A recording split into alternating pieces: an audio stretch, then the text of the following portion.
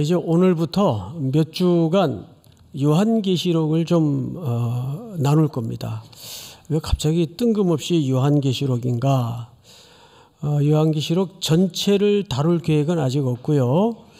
3장까지 다룰 것 같습니다. 왜냐하면 3장까지가 7교회에 대한 서신 내용이죠. 70주년을 맞으면서 이 소아시아 지역에 흩어져 있었던 당시 실존했던, 여러분 7교회는 상징이나 또는 가상교회가 아닙니다. 그 당시 실존하고 실제했던 교회입니다. 그 교회들에게 왜 주의 사자는 서신을 회람케 하셨고 그 서신 속에 정말 그 시대 성도들에게 하고 싶은 이야기가 뭐였길래, 그 내용을 보니까 70주년을 맞는 우리 삼일교회가 그동안 어떻게 걸어왔고, 그래서 지금 현재 주소는 어디쯤 와 있으며 그래서 어디로 갈 것인가에 대한 고찰이 깊게 녹아져 있는 본문입니다. 그래서 한 주 한 주, 이제 오늘은 서론 시간입니다만은 다음 주부터는 에베소 교회에서부터 이제 라오디게아 7번째 교회까지 여러분들과 나눌 텐데, 주일날 세상 급한 일이 있어도 말씀 듣는 자리를 사모하는 여러분들이 될 수 있기를 바랍니다. 자, 그러면 요한계시록에 대한 이제 몇 가지 좀 선입관이 있습니다. 첫째, 어렵다. 두 번째, 두렵다. 세 번째, 난해하다. 여기에 대해서 간략하게 왜 그런 선입관을 가지게 되었는가에 대해서 말씀을 좀 드리겠습니다. 우선 어렵다. 자, 물어봅시다. 마태복음은 쉬워요? 네? 창세기는 훨씬 더 쉽습니까? 그렇지 않죠. 성경이라는 책이 어렵습니다. 어려운 이유가 뭐냐 하면 사실 이 글이 쓰여지던 당시가 최근에 쓰여진 글들이 아니고 고대 문서예요. 고대 시대의 고대 사람들의 문화적인 맥락, 시대적 상황, 또 그 어휘나 문자가 갖고 있는 개념들이 오늘날하고는 하늘과 땅 이상으로 큰 간격이 있어요. 수천 년의 역사의 언덕을 넘어온 글들 아닙니까? 그것을 오늘 현대인들의 익숙한 개념에서 문화적 감각에서 읽으려니까 당연히 어렵죠.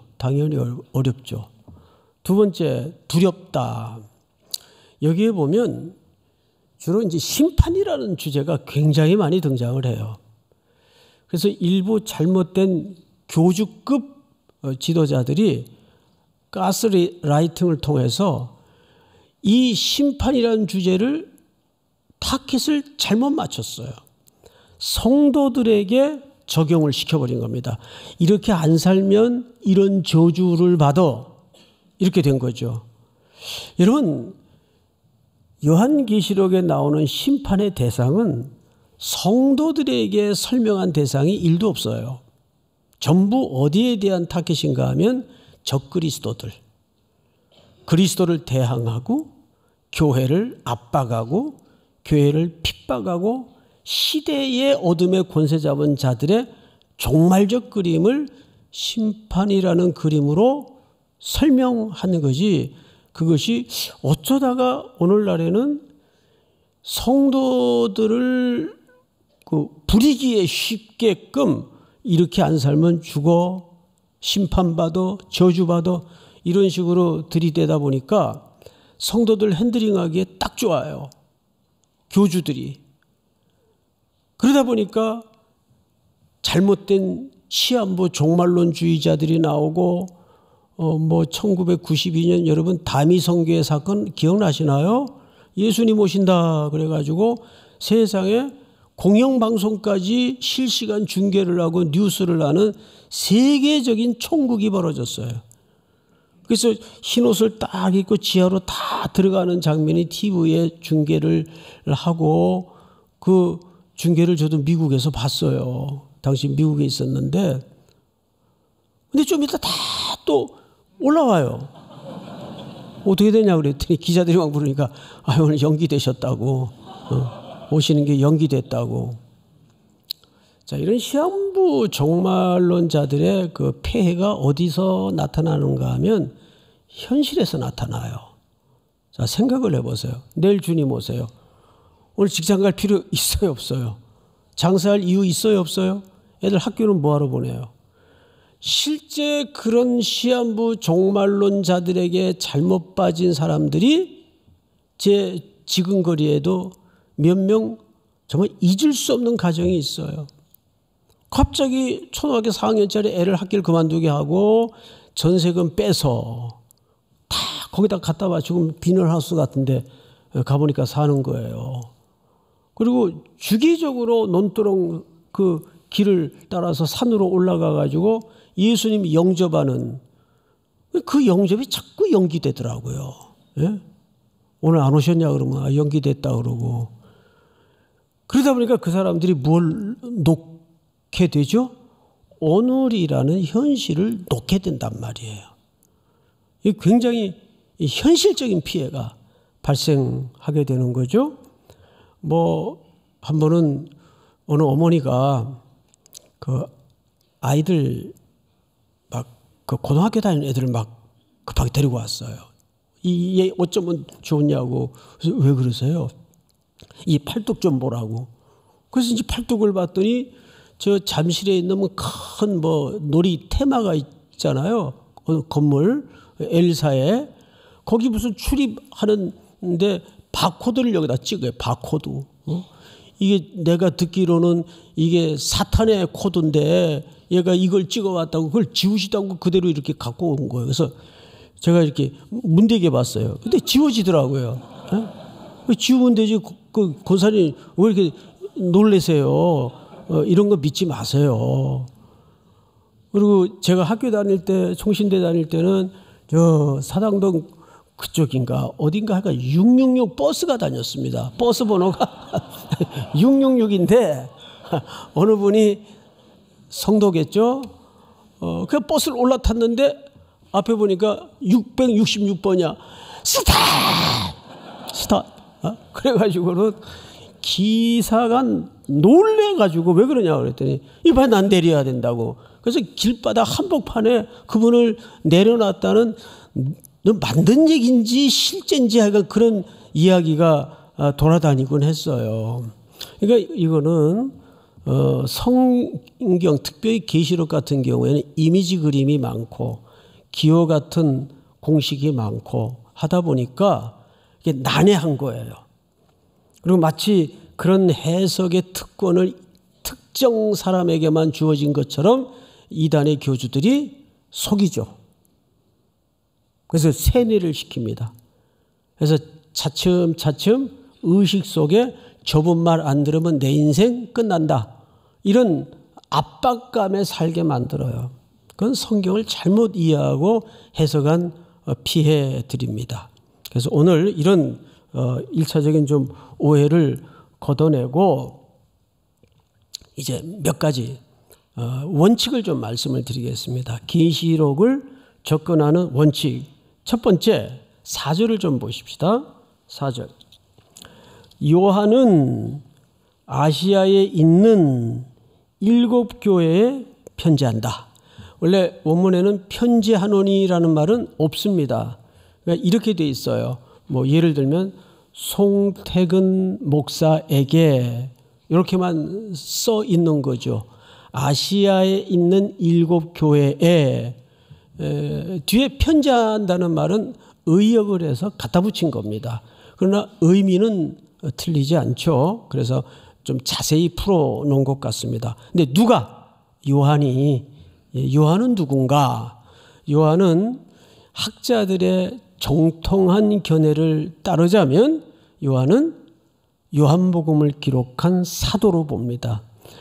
그도 그럴 것이 요한계시록과 요한복음을 양쪽을 놓고 이렇게 비교를 해보면 겹치는 주제가 굉장히 많습니다. 첫째, 어린 양. 보라, 세상 죄를 지고 가는 어린 양이로다. 어린 양이라는 주제가, 그리고 양에 대한 주제가 굉장히 겹칩니다. 두 번째, 일곱이라는 테마가 굉장히 겹칩니다.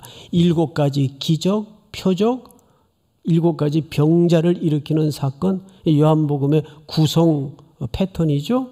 근데 계시록이 똑같습니다. 7교회, 7대접, 7나팔, 계속 7이라는 단위로 시작을 합니다. 그래서 학자들은 이 외에도 겹치는 주제가 많지만 일일이 다 소개할 수는 없고, 요한은 누군가, 아마도 요한복음을 기록한 그 같은 동일한 사도인 것이 정확하다, 이렇게 보는 거죠. 그런데 요한이 지금 어디에 있어요? 반모섬에 있어요. 반모섬은 당시 누가 가는 곳인가 하면 붙잡힌 죄수들이 유배되는 곳인데, 그 섬에 유배될 정도면 형량이 종신형입니다. 이해가 되죠? 그러면 놀랍게도 요한계시록은 옥중서신이에요. 철저히 영어가 되고 묶인 상태에서 하나님으로부터 쓰여진 받은 계시란 말이에요. 하나님의 일하시는 방식은 참 아이러니가 많아요. 어떤 때는 우리 인생의 시간들을 꽁꽁 닫아놓고 꽁꽁 묶어놓고 부득이하게 불가피하게 그것밖에는 할 수 없도록 막다르게 밀어 넣을 때가 있습니다. 그럴 때 시간을 걸쳐서 훌쩍 건너가 보면 그것이 내 인생의 날개가 될 때가 있어요. 참 많습니다. 유명한 세계적인 명작품들이 그런 이도 못하고 저도 못하고 매우 절박하고 꼼짝달싹할 수 없는 칠흑 같은 어둠의 시간 속에서 부득이하게 감당해야 했던 그 일들이 나중에 불후의 명작이 되고 후대의 큰 역사의 물줄기를 트는 일들로 바뀐단 말이에요.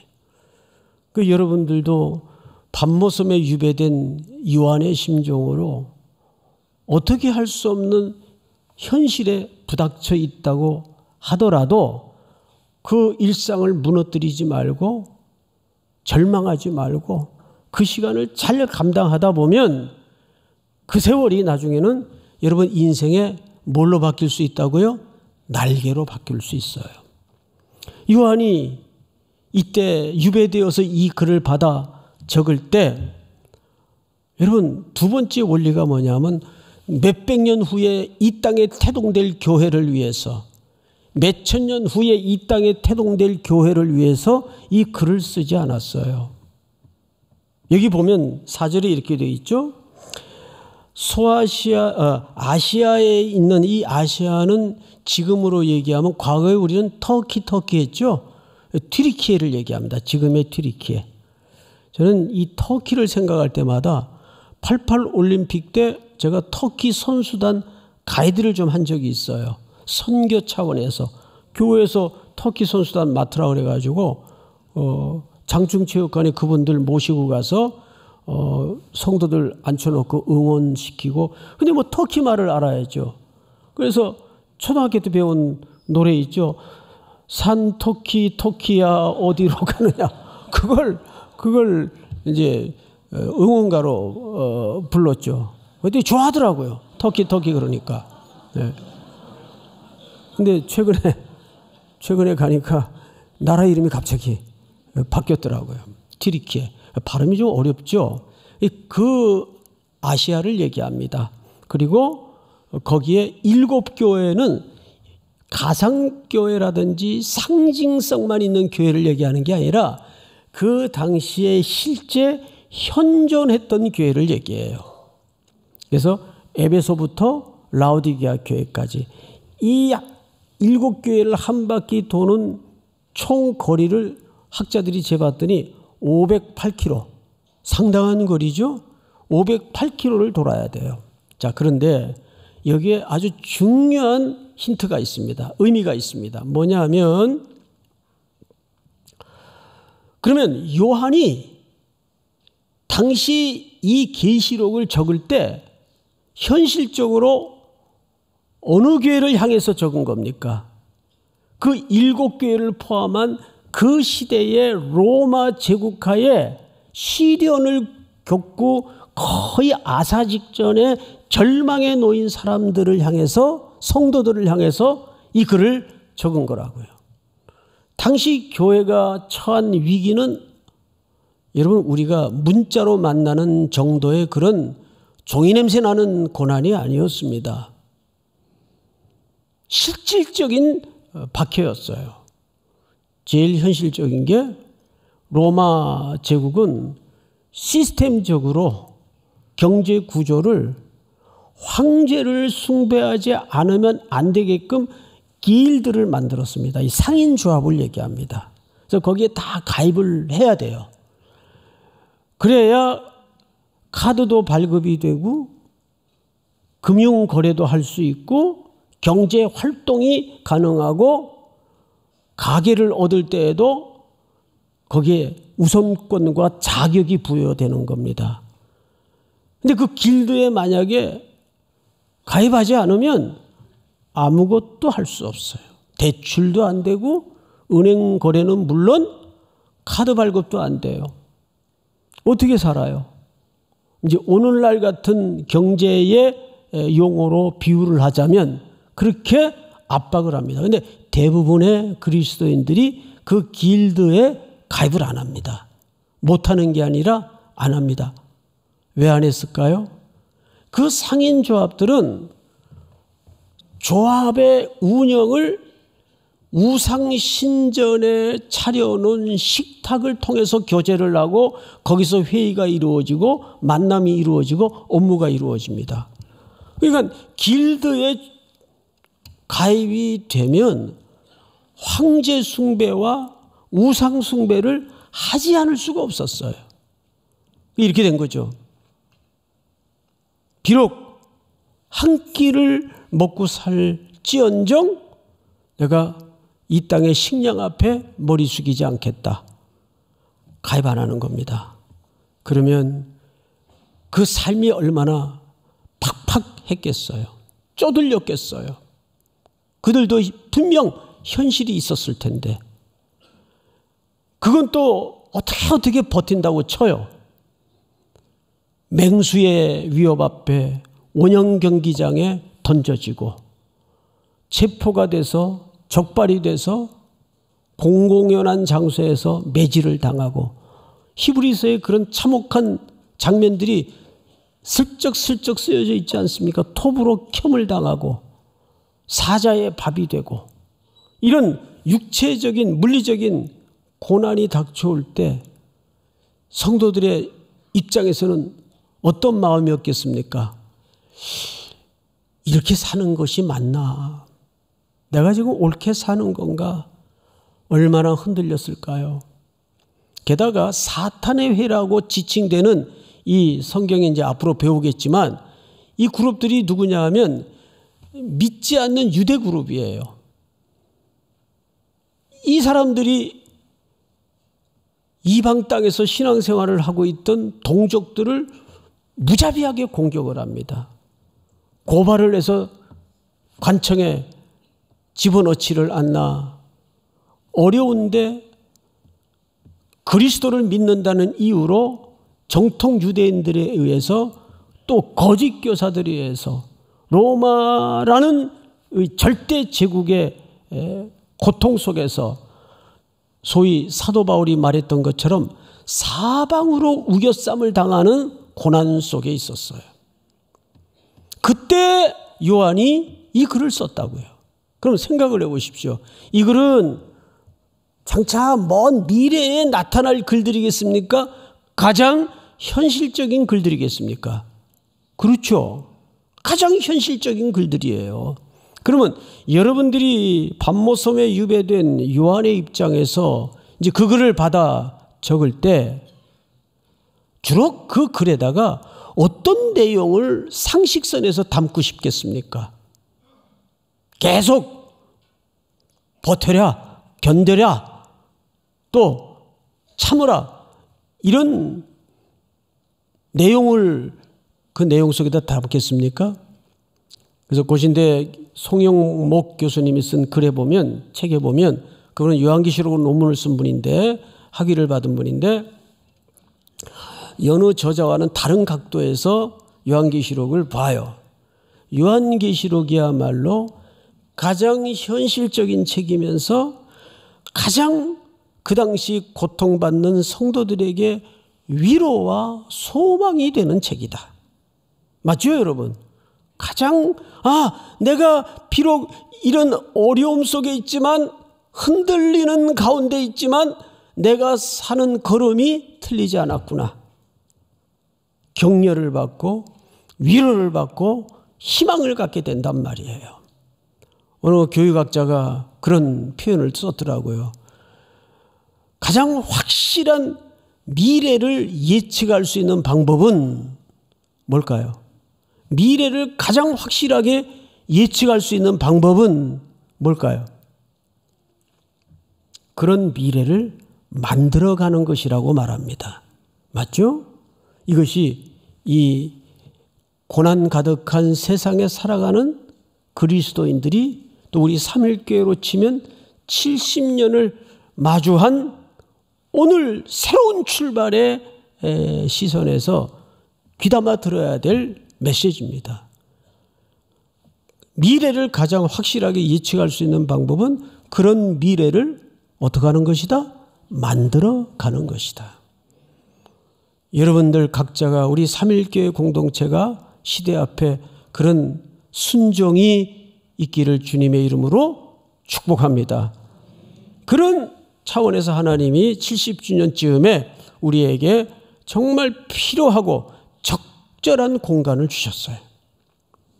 그 공간도 그렇게 지역사회와 미래의 준비를 위해서 여러분들의 순종으로 아름답게 쓰여지기를 축복합니다. 자, 그런데 성경을 이제 7절에 보시면, 6절에 보시면, 5절, 요한은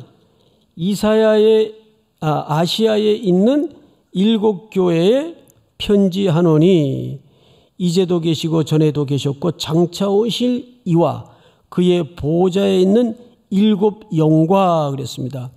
여기 7 영이라는 말은 영이 7분 계신다 그런 의미가 아니고 성령님의 별명입니다.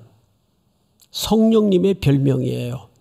이 성령님께서 각 교회에 이제 꼭 필요한 말씀으로 권고하시는데, 주된 내용이 첫째, 지나온 시간들을 책망합니다. 첫째는 이 부분은 이 지점에서 틀렸다. 이 부분은 그렇게 해서는 안 될 문제였다.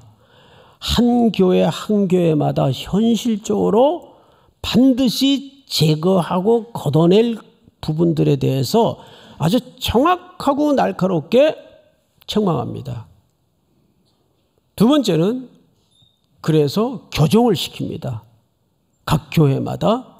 그리고 세 번째는 놀랍게도 수고한 역할과 수고한 지점에 대해서는 가감없이 하나님의 격려가 던져지는 것을 알 수가 있어요.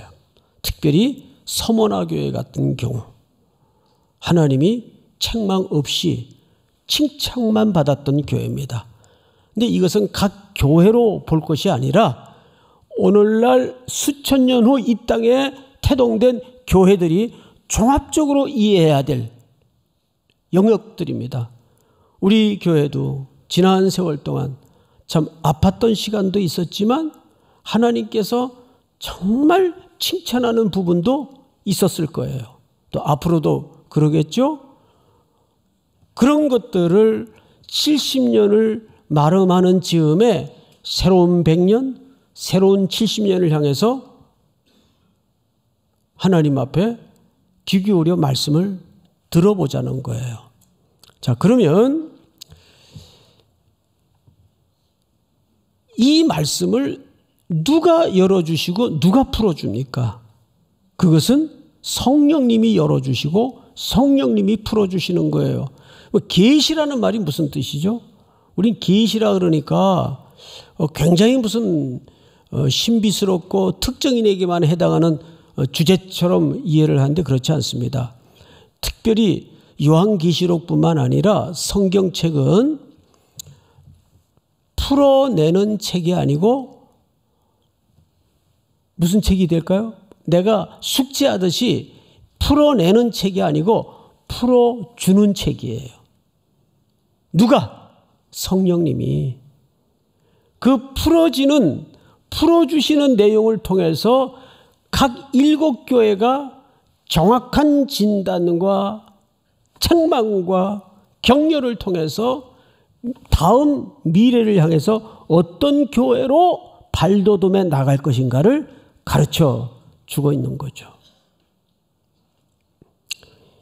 우리는 이렇게 우겨쌈을 당하던 시기에 로마 제국은 어떤 나라였는가?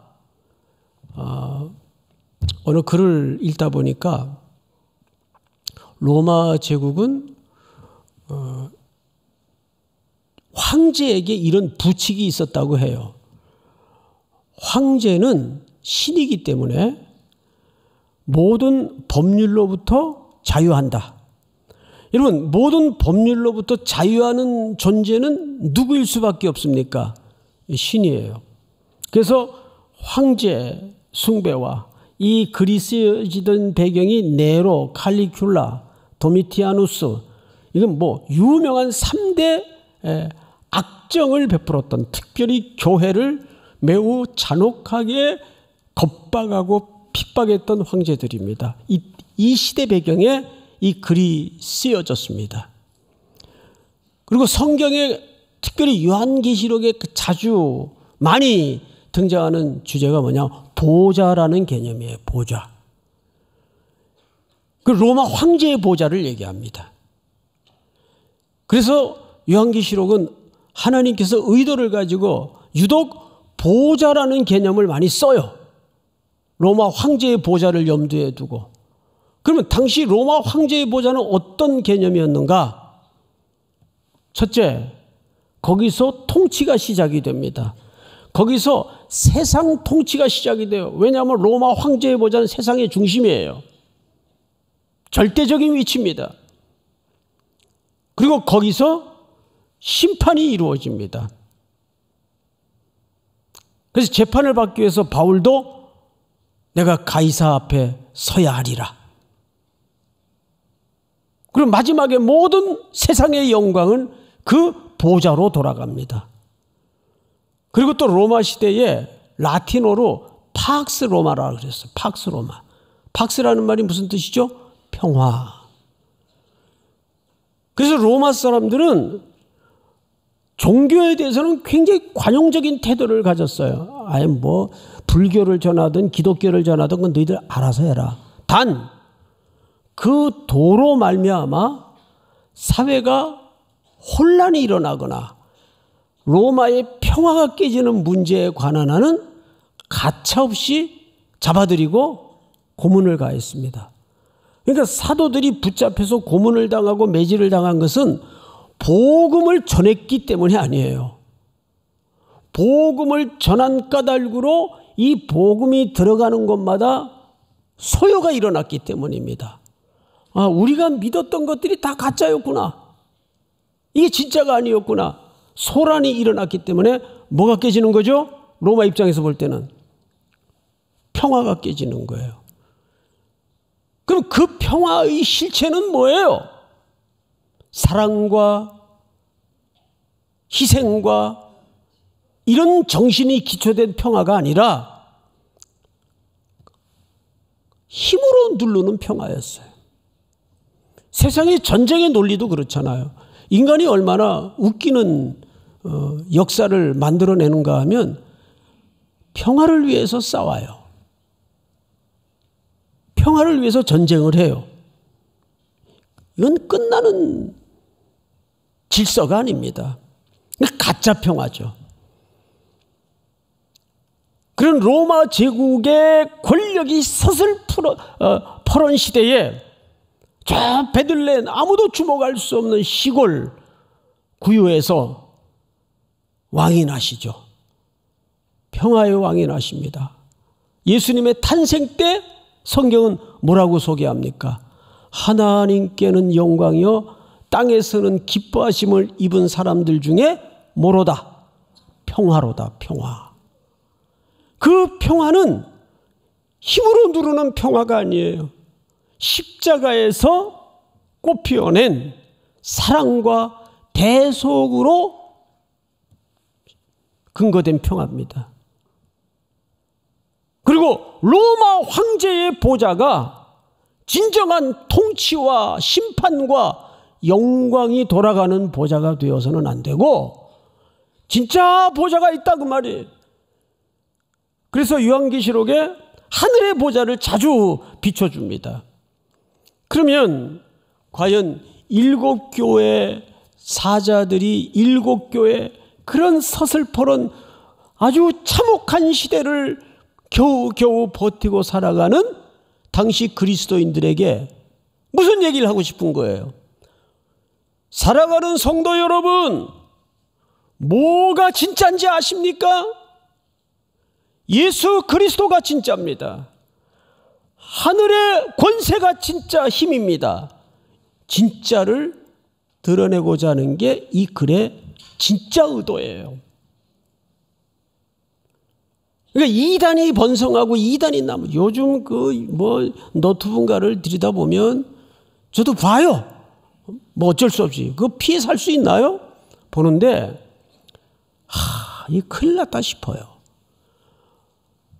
너무너무 이상한 성경 공부도 많고 너무너무 얼토당토 않는 가짜 뉴스도 많고 기가 막혀요.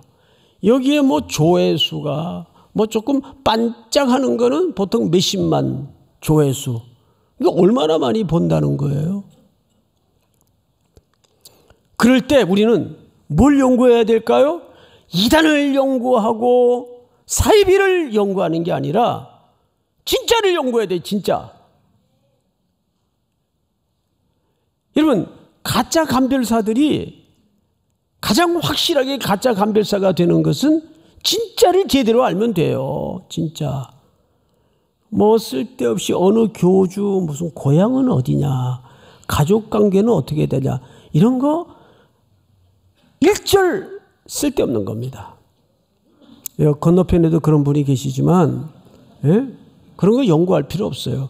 진짜 복음과 예수 그리스도는 어떤 분인가, 하나님은 우리에게 어떤 분인가, 우리를 사랑하셔서 아들을 십자가의 대속의 죽음으로 어린 양으로 내어놓기까지 우리를 사랑하셔서 알파와 오메가가 되어주시는 주님.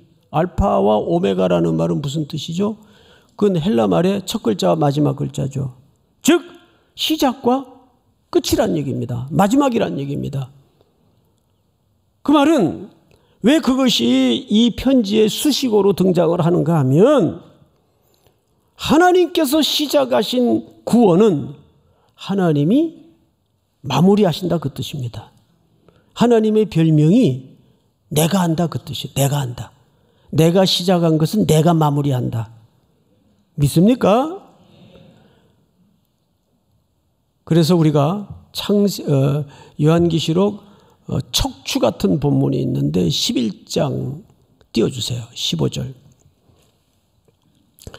7째 천사가 나팔을 불매 하늘에 큰 음성들이 나서 이르되 세상 나라가 우리 주와 그의 그리스도의 나라가 되어 그가 세세토록 무슨 노릇 하시리로다? 왕 노릇 하시리로다. 계시록에 이 말이 왜 척추 같은 본문일까요? 이유는 간단합니다. 참된 왕은 로마의 황제의 보좌도 아니고 로마가 아니다. 로마의 황제들이 아니다.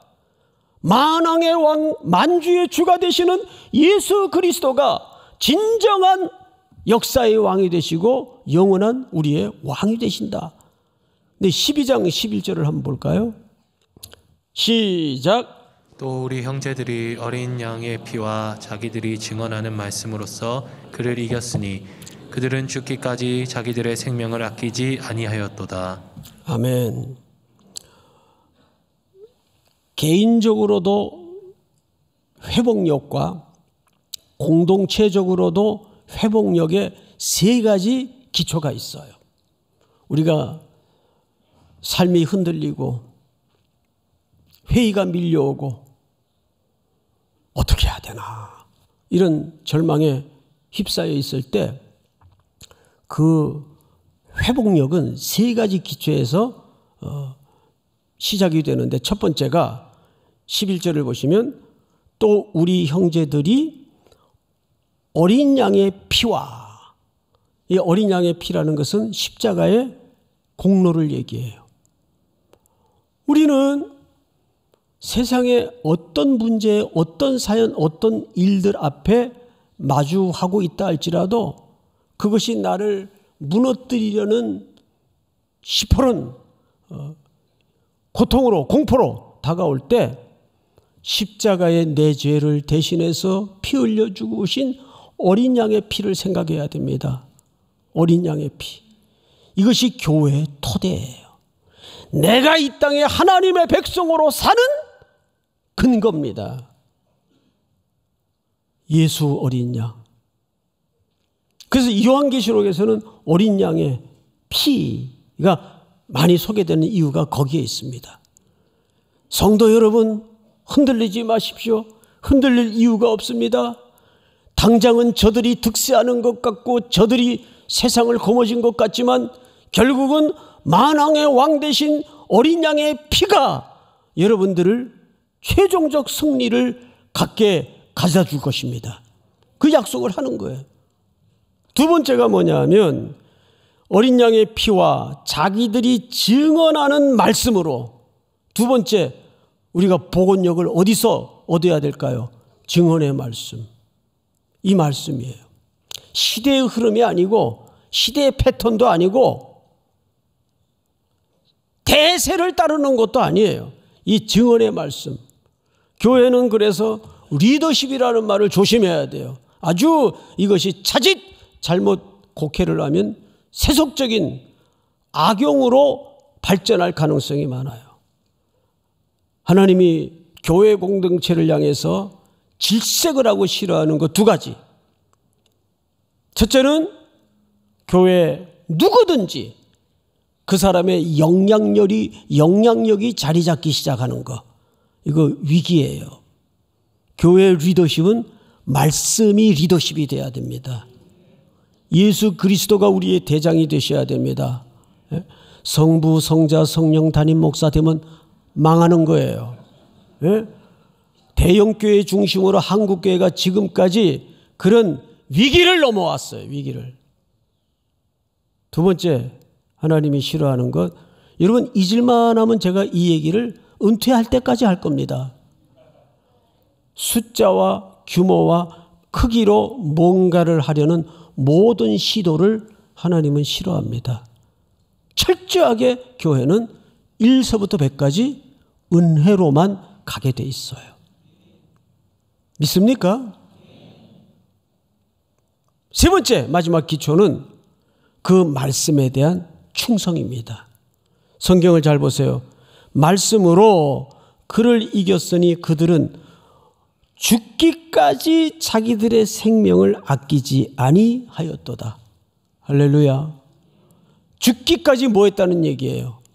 충성했다는 얘기입니다. 무엇에 대해서? 사람에 대해서가 아니라 말씀에 대해서. 제가 어제 아침에 황당한 조금 어처구니 없다고 표현을 해야 될까요? 얘기를 들었어요. 우리 교회 이제 그 집사님 한 분이 목사님, 예, 왜 저기 2, 3년 전에 목사님 그 설교 시간에 자기가 사는 잠자리용 집 외에는 투기 목적으로 사놓은 것은 남의 잠자리 뺏는 악한 짓이다. 다 팔아라. 목사님 그러셨죠. 제가요? 깜짝 놀랐어요. 내가 그런 어처구니 없는 말을 했나? 나중에 찾아보니까 했더라고요. 그때 미쳤었나 봐요, 제가. 근데 목사님, 그때 우리 3.1교회 성도들 가운데 꽤 많은 분들이 그 말씀에 격하게 공감하고 도전을 받고 그때 다 팔았대요. 근데 그 다음 말이 대박이에요. 그런데 그때가 목사님 집값이 최고점을 찍을 때입니다. 하이네 갑자기 헷갈리제이션이 오는 거예요. 이걸 또 어떻게 해석을 해야 되나. 근데 지금 집값 시세 보세요. 거래도 없고 막 떨어지잖아요. 아, 역시 말씀에 순종하니까. 내가 헷갈리더라고, 내가. 여러분, 망하든 이익이 남든 그분이 말씀하신 초점은 그게 아니었을 거예요. 정말 말씀에 순종했더니 여기까지죠. 여기까지. 말씀에 순종했더니. 근데 사실 보유하고 있던 집을 그렇게 설교 한 편 듣고 파는 것도 어마어마한 용기고 순종입니다. 그래서 이 7교회 앞으로 서신서를 우리가 따라가다 보면 뭘 발견하냐 하면 그렇게 고난 가득하고 복잡한 시스템에서 압박 가운데 살아가는 성도들에게 선명한 행동 강령이 소개됩니다. 행동 강령. 요즘 이 시대는 그런 행동 강령이 구체적으로 필요해요. 아주 뭐 마일드하게 그냥 이렇게 퍼석하게 얘기해가지고는 다 자기 아전인수격으로 해석을 해버리니까 아주 정확하게 술 먹어서는 안 됩니다. 혼전순결 중요합니다. 이렇게 얘기를 해야 돼요. 예를 들면 이렇게 주일 성수 해야 됩니다. 이렇게 얘기를 해야 돼요. 이렇게 선명하게 얘기를 안 하면 다 해석으로 막 달라져요. 특별히 우리 교회처럼 청년들이 많은 교회는 조금 투박하지만 선명하게 복음을, 성경을 가르쳐야 될 때가 있어요. 성도들도 마찬가지예요. 앞으로 전개될 소아시아교회 7교회를 향한 이 메시지가 우리 3.1교회 각 개인에게 또 우리 교회 새로운 70년을 출발하는 3.1 공동체 큰 격려와 위로와 선명한 최종 승리의 목적지가 될 수 있기를 주님의 이름으로 축원하고 축복합니다. 다 일어나십시다. 표대를 향하여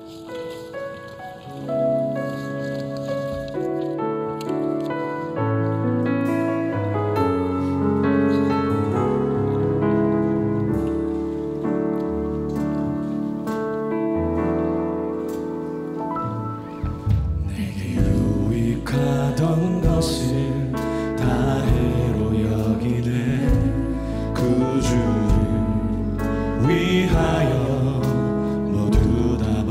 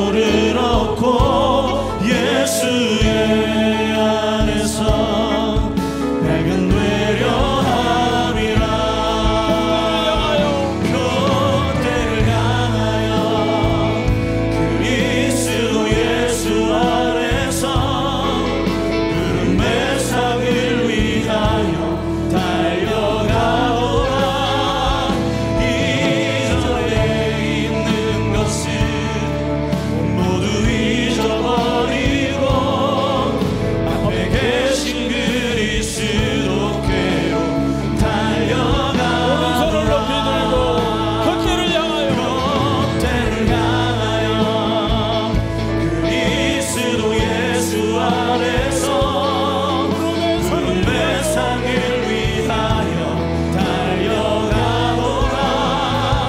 이전에 있는 것은 모두 잊어버리고 안에 계신 그리스도께로 달려가노라.